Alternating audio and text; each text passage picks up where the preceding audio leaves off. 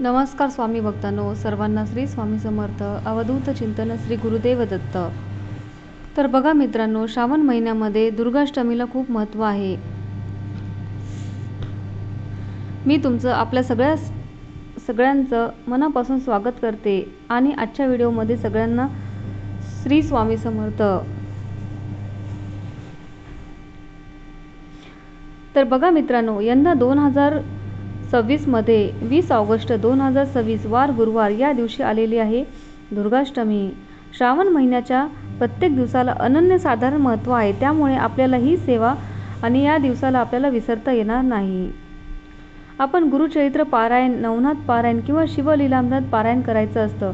तसंच श्रावण महिन्यामध्ये आपल्या कुलदेवीची सेवा सुद्धा करणं तेवढंच महत्त्वाचं मानलं गेलेलं आहे. चटकन पाहणारे कुठलेही देव असेल तर ते आपले कुळदेव. प्रसन्न होणारे जे आपल्या घराची जी कुलदेवी असते त्या देवीचं आपण श्रावण महिन्यामध्ये आणि आपल्या कुलदेवाचं म्हणजे आपल्या पितृदेवाचं आपली सेवा झाली पाहिजे. आपले कुळदेव, कुळदेवी आणि पितृदेव आणि आपले गुरुदेव आहेत. आता पण यथाभक्ती जर आपण पारायण करत आहोत तर ज्याला जसं जमेल तसं त्या पद्धतीने संसारिक अडचणीत जबाबदाऱ्या सांभाळून जर आपल्या प्रत्येक कुळदेवाची आपल्या सेवा जर करत असेल तर आजच्या व्हिडिओमध्ये दुर्गाष्टमीचं औचित्य साधून आपल्याला यथाशक्ती आपल्याला ही सेवा आपल्याला करायची आहे. तर आपल्या कुळदेवीची सेवा कशी करायची, केव्हा करायची त्या संदर्भातली ही माहिती मी आज तुमच्यासमोर घेऊन आलेली आहे. तर चला मित्रांनो, बघूया. आजच्या व्हिडिओला सुरुवात करूया. गुरुवारी दुर्गाष्टमी आलेली आहे. श्रावण महिना आणि आपल्या कुळदेवीची दुर्गाष्टमी हा सण म्हणजे हा दिवस म्हणजे कुळदेवीसाठी खूप समर्पित असतो. आता श्रावण महिन्यातला खरं तर पूर्ण श्रावण महिना एक आपल्याला दुर्गा सप्तशती ग्रंथाचं पारायण करायचं आहे. तर तुम्ही नक्की करू शकता. एकतरी पारायण, दुर्गा सप्तशती पारायण नक्की करावं. जर तुम्हाला कधी करावं, कुठल्या दिवशी करावं, तर तुम्ही मंगळवारी सुद्धा सुरुवात करू शकता. दुर्गाष्टमी अतिशय सुंदर महत्त्वाचा दिवस आहे. दुर्गाष्टमीला आपल्याला कुळदेवीची सेवा करायची असते. आता बघा, 20 तारखेला दुर्गाष्टमी आहे तर फक्त सेवा काय करायची, तर शक्य असेल तर 99% लोकांना माहीत आहे.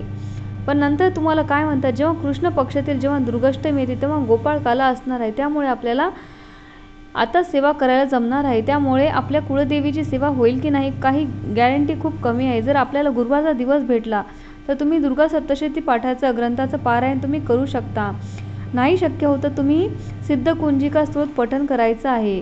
सिद्धकुंजिका स्तोत्र पठण केल्याने दुर्गा सप्तशतीचं पाठाचं फळ पूर्णपणे मिळतं असं म्हटलं जातं. आणि याचा अर्थ असा आहे, असं नाही की ज्या लोकांना दुर्गा सप्तशती ग्रंथाचं पारायण करता येणार नाही त्यांनी दुर्गा सिद्धकुंजिका स्तोत्र म्हणावं. पण ज्यांना जमत असेल तर त्यांनी दुर्गा सप्तशती पारायण नक्की करायचं आहे. छान असं एकाच बैठकीत सुंदर असं आई भगवतीची सेवा आपल्याला करायची आहे. या दुर्गाष्टमीला औचित्य साधून आपल्याकडनं ही सेवा रुजू झाली पाहिजे. नाही शक्य होत तर 11 वेळा सिद्धकुंजिका स्तोत्र खूप छान पद्धतीने म्हणायला पाहिजे. आणि या सर्व सेवा महिला करत असतात. नसेल तुमच्याकडनं वेळ तर परवाचा दिवस म्हणजे गुरुवार खूप मोठा आहे. या दिवशी तरी या सेवा चुकू नका. तुमच्या घरामध्ये कुळदेवीचा फोटो असेल, मूर्ती असेल, टाक असेल, त्यावरती आवर्जून कुंकुम अर्चन करायला विसरायचं नाही. कुंकुम अर्चन तुम्ही दुर्गाष्टमीच्या दिवशी नक्की करायचं आहे. आपल्या दरवाजावरती, मुख्य दरवाजावरती 64 योगिनी यंत्र लावतो जे दुर्गाष्टमीला लावायचं असतं. आपल्याला काय करायचं, एकदा लावलं की वर्षभर त्याच्याकडे कोणी बघत नाही. आता मला सांगा, एखादा मोबाईल नंबर आहे 100% चार्जिंग केला तर आपण जेमतेम 1 ते 2 दिवस चालतं. नंतर त्याला चार्जिंग करावी लागते ना. आपल्याला सांगण्याचं तात्पर्य एवढंच आहे की एकदा सेवा केल्याने लगेच आपल्याला लगेच उत्तर मिळतो असं नाही आहे.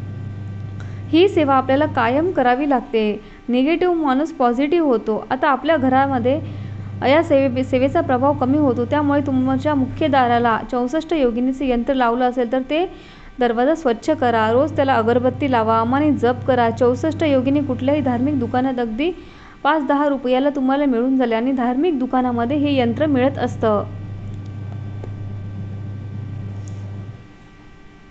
तुमच्या केंद्रामध्ये जर असेल तर केंद्रामध्ये सुद्धा मिळतो. श्रावण महिन्याच्या अष्टमीला नक्कीच तुम्ही लावू शकता. दुसरं जसं मी तुम्हाला सांगितलं, कुळदेवीची मूर्ती असेल, जसं की तुम्हाला मी सांगितलं कुळदेवीचा फोटो असेल किंवा टाक असेल, त्यावरती कुंकुमार्चन करा. म्हणजेच काय तर श्रावण महिन्याचा जो दिवस आहे तो खूप खूप महत्त्वाचा आहे आणि या दिवशी आपल्याला आपल्या आई भगवतीची सेवा करायची आहे. कुंकाने अभिषेक करायचा आहे, कुंकुमार्चन करायचं आहे. म्हणजेच काय तर आपल्याला त्या आईला कुंकुमार्चन केलेला अभिषेक खूप प्रिय असतो. आई भगवतीला कुंकाचा अभिषेक करायचा आहे. मग आता कुंकुमार्चन तुम्ही दिवसभरामध्ये कधीही करू शकता. असं नाही की तुम्ही सकाळीच करा, संध्याकाळी करा, कारण ही आई भगवतीची लक्ष्मीची सेवा करतो ना, मग कुळदेवीची सेवा पण आपल्याकडनं झालीच पाहिजे. शुक्रवारी या निमित्ताने खूप छान अशी सेवा घडत आहे, त्यामुळे जे होते ते छान वाटतं, प्रसन्न वाटते. ती कशातच आहे. आता मी तुम्हाला कुंकुमार्चन करताना जसं जमेल तसं श्री सूक्त म्हणायचं. तुम्ही कुंकुमार्चन करताना असं म्हणू शकता, ओम नवार्णव मंत्र म्हणू शकता. ज्या देवीचा आपला जो नवार्णव मंत्र आहे, तर त्या नवार्णव मंत्राचा 108 वेळा आपल्याला पठण करायचं आहे. हे म्हणजे ओम ऐं ह्रीं क्लीं चामुंडाय विच्चे, ओम ऐं ह्रीं क्लीं चामुंडाय विच्चे, चामुंडाय नमो नमः, चामुंडाय नमो नमः असं पण मंत्र जप करू शकता. श्रीयंत्रावर केलं तरी चालू शकतो. मूर्तीवर टाक असेल तर त्याच्यावर तुम्ही नक्की कुंकुमार्चन करायचं आहे. कुंकुमार्चन केल्यावरती लगेच कुंकू काढा, काही हरकत नाही. ते कुंकू रोज आपल्या कपाळाला लावायचं. चांगलं शुभ काम करण्यासाठी जेव्हा तुम्ही घराबाहेर पडता तेव्हा त्या कुंकाचा वापर आपल्याला करायचा आहे. तर रोज महिलांना आपल्या कपाळी कुंकू लावायचं. हे झालं. आता तिसरं महत्त्वाचं तर ताई, आमच्याकडे माता लक्ष्मीची सेवा आहे, त्याच्यामुळे कुंकू अर्पण तुम्ही करू शकता का? तर महालक्ष्मीचं दुर्गाष्टमी, महालक्ष्मी अष्टकमची दुर्गाष्टमीच्या दिवशी महालक्ष्मी अष्टकमची सेवा पण खूप छान सेवा आहे, ती सुद्धा तुम्ही घेऊ शकता. त्या दिवशी महालक्ष्मी अष्टकमची सेवा ही झालीच पाहिजे. दुर्गाष्टमीच्या दिवशी पुरुष श्रीसूक्त पण 16 वेळा बोललं पाहिजे आणि महालक्ष्मी अष्टकमची सेवा पण झालीच पाहिजे. आणि महालक्ष्मीचा अष्टकम फक्त 8 ओव्यांचा आहे. आता 8 ओव्यानंतर फलश्रुती आहे. आता वैभव लक्ष्मीचे उपवास असल्यामुळे त्या दिवशी पण ते 16 वेळा पठण होतं. त्यामुळे महालक्ष्मी अष्टकम अगेन तुम्हाला पण ती सुद्धा करायची आहे. माझा अट्टहास असा आहे की आपल्या सगळ्या स्वामी भक्तांनी 16 वेळा महालक्ष्मी अष्टकम म्हणायचं. पण ते कसं, इंद्र उवाच ओम गणेशाय नमः, श्री गणेशाय नमः. इंद्र उवा नमस्ते मामा श्री सूर्यजयंते शंख चक्रे गदा हस्ते महालक्ष्मी नमस्तुते. इथून सुरुवात होते. हे आपल्याला म्हणायचं आहे. आणि नंतर 8व्या ओळीपर्यंत आपल्याला पठण करायचं. ज्यांना 16 वेळा पठण करायचं त्यांनी 16 वेळा पठण करू शकता, 5 वेळा सुद्धा पठण करू शकता, 11 वेळा पठण करू शकता. 16 वेळेस केलेलं खूप चांगलं असतं. बाकी तुमची इच्छा, जर तुम्हाला करायचं असेल तर तुम्ही 16 वेळा करून शेवटी तुम्हाला फलश्रुती तुम्हाला बोलायची आहे. सुरुवातीच्या 15 ओव्यापर्यंत तुम्हाला बोलायचं आणि 8 ओव्यापर्यंत पठण करायचं आणि 16 वेळा फलश्रुती घ्यायची आहे. मग सगळंच पठण करायचं आहे. डायरेक्ट इथून ते शेवटपर्यंत डायरेक्ट तुम्हाला पठण करायचं. या पद्धतीने तुम्ही पठण करू शकता.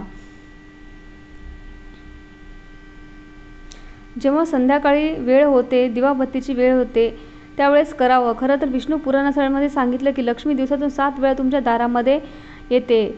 दिवसभरामध्ये कधीही करू शकता. इच्छा जर असेल तर, वेळ जर असेल तर संध्याकाळी केलं तरी काही हरकत नाही. माता लक्ष्मीला आणि आपल्या कुळदेवीला या कुळदेवीच्या टाकावरती तुम्हाला लवंगाचं अर्चन करायचं आहे. माता लक्ष्मीला खूप जास्त लवंगा प्रिय आहेत.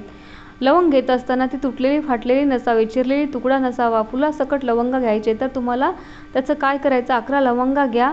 तुमची इच्छा 11 घेतलं तरी चालेल, 16 घेतलं तरी चालेल, काही हरकत नाही. 1 वेळा मंत्र जप करायचा आणि कुंकुमार्चन करायचं. कुंकुमार्चन केल्यानंतर महालक्ष्मी अष्टकम म्हटलं किंवा नवार्णव मंत्र म्हटलं तरी चालेल. आणि लक्ष्मी यंत्रावरती तुम्हाला ओम श्री महालक्ष्मी देवे नमो नमः, ओम श्री महालक्ष्मी देवे नमो नमः असं मंत्र जप करून तुम्हाला कुंकुमार्चन करू शकता. आणि लक्ष्मीच्या मूर्तीवर जेव्हा लवंगाचं अर्चन करता तेव्हा त्या लवंगाचं अर्चन करत असताना फूल आपल्याकडं असावं. जे गोल आहे ते आपल्याकडं असावं आणि लवंगाचं ते फूल म्हणतात ना, ते आपल्याकडे असावं आणि ते देवीकडे असावं. असं करताना तुम्हाला अर्पण करायचं आहे. मग काय म्हणायचं, नवार्णव मंत्र म्हणायचा. ओम ऐं ह्रीं क्लीं चामुंडाय विच्चे नमो नमः. माता लक्ष्मीची मूर्ती फोटो असेल, टाक असेल तर आपल्या घरामध्ये आपल्या कुळदेवीच्या मूर्ती फोटो टाक असणं महत्त्वाचं आहे. फोटो फक्त तुम्हाला सांगते, माझ्या देवघरात लक्ष्मीचा फोटो आहे, पण आमच्या घरामध्ये मूर्ती नाही आहे. दोन्ही पण टाकच आहेत. आता ते आपल्याला एकच घर झालं आहे, पण जिथे पण जर तिथे पण काही नसतं तर शेवटी मला विचार करावा लागला असता. इथे फक्त माझ्या लक्ष्मीची, माझ्या कुळदेवीचा फोटो आहे. खालीवरती टाक आहे, तिथे खंडोबा आहे. पण आपली कुळदेवी ही आपल्याकडे असेल नसेल, मूळ घरात असलं तरी पण चालतं, पण इथे आपल्या घरात कुळदेवीचा फोटो असणं महत्त्वाचं आहे. तर ते लवंग आपल्या कुळदेवीच्या फोटोजवळ तुम्ही अर्पण करू शकता. थोडा वेळा लगेच तुम्ही ती थोडा लवंग पण खूप चांगलं आहे, तुम्ही ते लवंग खाऊ शकता. आणि वातावरण बिघडत आहे कारण सर्दी खोकला खूप होत आहे, त्यामुळे तुम्ही जेवणामध्ये सुद्धा, चहामध्ये सुद्धा थोडं लहान मुलांना सुद्धा देऊ शकता. असं आपल्याला अर्चन करायचं आहे. लवंगाचं अर्चन माता लक्ष्मीला खूप प्रिय आहे. लवंग काही ठिकाणी दुर्गाष्टमीला लवंगाची माळ अर्पण केली जाते. एक दोरा घ्यायचा, प्रत्येक लवंगाला एक गाठ बांधायची, 11 लवंग अशी छोटीशी माळ तयार करायची आणि आपल्या आई भगवतीला अर्पण करायची. आणि दुसऱ्या दिवशी म्हणजे शुक्रवारी लवंगाची माळ तुम्ही निर्माल्यामध्ये टाकून देऊ शकता. आणि जे अर्चन केलेलं आहे ते आपण लवंगाचं अर्चन केलेलं आहे ते तुम्ही लवंगा काढून घेऊ शकता आणि तुम्ही खाऊ शकता. आता गुरुवारचा उपवास असल्यामुळे त्या दिवशी थोडं खाल्लं तरी हरकत नाही. या पद्धतीने आपल्याला आपल्या शरीरासाठी सुद्धा लवंग चांगली असते आणि आपल्याकडून चांगली सेवा घडत असते. तर बघा मित्रांनो, ही सेवा प्रत्येकाने करावी. आजच्या फक्त इतकंच मी तुमच्यासाठी सांगते आणि आजचा व्हिडिओला इथंच थांबवते. व्हिडिओ जर आवडला असेल तर व्हिडिओ लाईक करा, शेअर करा आणि सबस्क्राईब करा. पुन्हा भेटूया अशाच एका नवीन व्हिडिओमध्ये. तोपर्यंत सर्वांना श्री स्वामी समर्थ. अवधूत चिंतन. श्री गुरुदेव दत्त. सद्गुरू श्री स्वामी समर्थ महाराज की जय.